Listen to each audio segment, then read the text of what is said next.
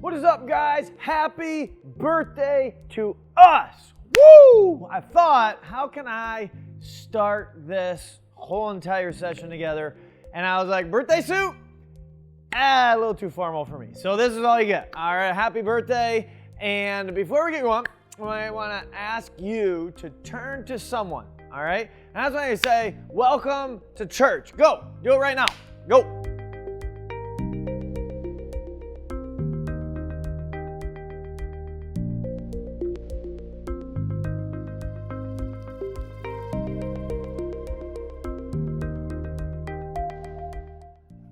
All right, so hopefully we're a little more warmed up. As you can see from around you, man, we're going to celebrate. It's going to be a fun day. But today I want to also jump into what I believe God has for you and for me. Now, to get us started, you guys got to know something about your pastor, all right? Is I fanboy over certain things, especially things I believe in, all right? Throughout the years, okay? There's been some products or some things I'm like, yes, and I will promote the snot on them, okay? Number one, I remember when toe shoes were invented. You remember those? If not, I created a slogan, free the toes, woo, right? I was on social, I was on Facebook, because I think I was all around at the time, maybe some Twitter or X. Anyway, but I remember I was so pumped. I was trying to cover everyone. Man, free the toes, all right? Because I believe these things were awesome, right? Other things, obviously Tim Hortons. You guys know I love Tim Hortons. Apple products, but specifically AirPod Pros. I think you call them AirPods. Air, whatever. Anyway, you guys get what I'm saying. But there's this transparency mode, and it is phenomenal. I mean, like literally, I found out one of our staffers didn't have any, and I was like, I'll buy you some. And literally, sent them to their house. Like Amazon, bam, it was there. Seriously, that's a real story. Okay, but I was recently introduced to something that I'm going to fanboy over because it's changed my life. And it is this right here. The Thermacell Mosquito Repellent. Now, I don't know. Let me see a raise of hands. How many guys have heard of this? Okay, yeah. So my wife and I just got a patio set, and we love to be on the patio. But the most annoying part for any patio owner are the mosquitoes, right? I mean, it is ridiculous, right? A back of our house backs up to woods, and so sun goes down, mosquitoes. But this thing, listen to me, y'all. I don't know how it works. We're probably getting cancer because of it, let's be honest, okay? But it is worth it. Literally, we flip this sucker on, and I'm talking no DEET, no spray. Like, I was like, all right, hang on. For $25, I got to know.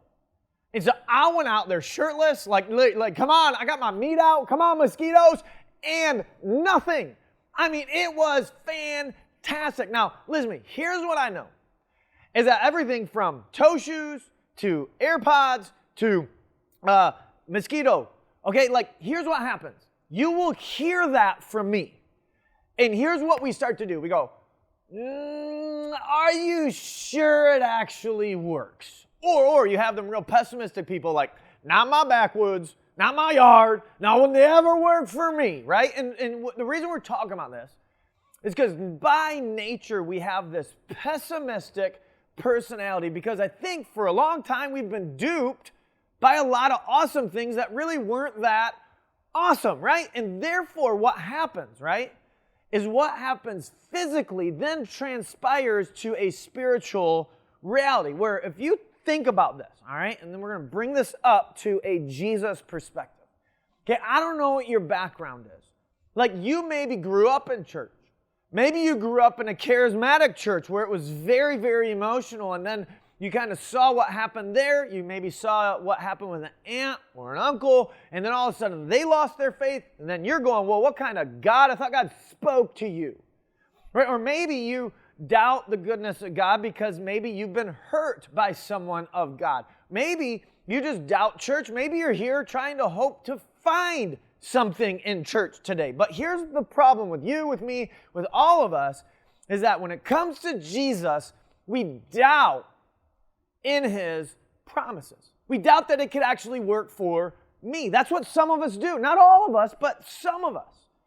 What I want us to do is to lock into the promises of God, because understand, the Bible is crystal clear that when you and I come into this relationship with Jesus, man, it sets us free and changes our life in a moment, in a trajectory that then we work on our salvation, work through our salvation for the rest of our lives. Like, think of this.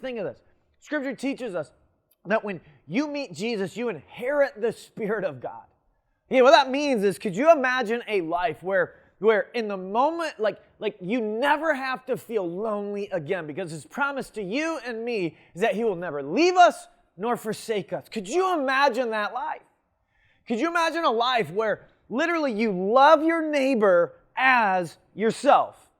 Like, think about that. Like as much as you desire things, because you know Jesus, have a Jesus perspective of them, you now love them the way you love yourself. You care for them like you care for yourself. Imagine that life. Or maybe Jesus says, when we meet Him, man, maybe you're here and you're tired. Your schedule is driving you. Jesus says, hey, come to me, all you who are weary, and I will give you rest. See, here's the thing. Go back to the mosquito story. Is we will hear all that, and we'll say, there's this life out there that if you meet Jesus, boom, you can have it all. And we go, does it really work? Right? And so therefore what happens is we sort of live this life where we do our religious or Christian things, but we don't really experience the freedom. And here's what I'm here to tell you, okay, with all the humility, with all the humbleness I can, is that if that's where you're at, like that, I don't know, I've said the prayer, I went to church, I'm not sure it really works for me. Here's what I would argue, that maybe, just maybe, you've never actually met Jesus. Now, I know, that can sound pompous, but again, this is the thought that Jesus leads us into next. So if you have your Bibles, we're going to be in Matthew chapter 7 to start. Okay, and this is the end of this thing we know of as the Sermon on the Mount by Jesus. Okay, what is the Sermon on the Mount? Okay, it's where Jesus went up on a mountain and He preached a what? Say it with me, a sermon, right? That's what He did, okay? And at the end of His sermon, as He's kind of landing the plane, He says this in Matthew 7:13.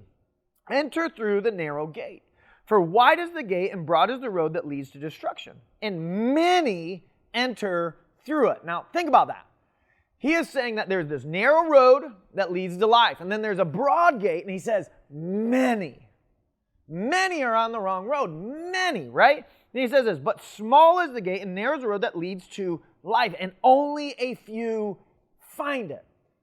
Okay, and what's fascinating to me as I read that text is that whenever you come into the church, all the church people are like, I'm on the narrow road. But yet, we look at those promises of God and go, well, hold on, not for me. And that's where Jesus then turns up the heat. And watch what Jesus says next. All right, verse 21. Not everyone who says to me, Lord, Lord, will enter the kingdom of heaven, but only the one who does the will of my Father who is in heaven. Now He says this next word. Say it with me. He says, many. Okay, I want you to say it again. Okay? Many. Let's count to three. 1, 2, 3. Say it. Many will say to me on that day, Lord, Lord, did we not prophesy in your name? In your name drive out demons, and in your name perform many miracles? Watch this. Then I will say to them plainly, I never knew you.